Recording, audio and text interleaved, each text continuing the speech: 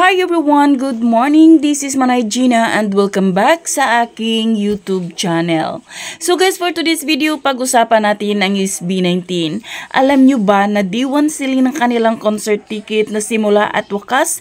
World Tour Kickoff March 15. Wala pang 7 hours guys, sold out agad. Pati na nga ang kanilang global fun package na nagkakahalaga ng 34,990, 44,990 at 51,990. Sold out din. Grabe, sobra. Nag-post nga ang producer na si Ana Puno na sabi niya, ang SB19 ang pinakaunang Filipino na meron pang 100,000 na gustong bumili online sa SM Tickets.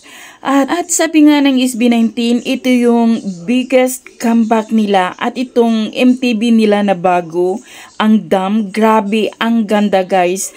At ito pa, number 1 hit pa ito sa Amerika sa Billboard. Sabi nga, SB19's Damn claims top spot in Billboard's World Digital Song Sales. Diba guys, grabe talaga ang SB19.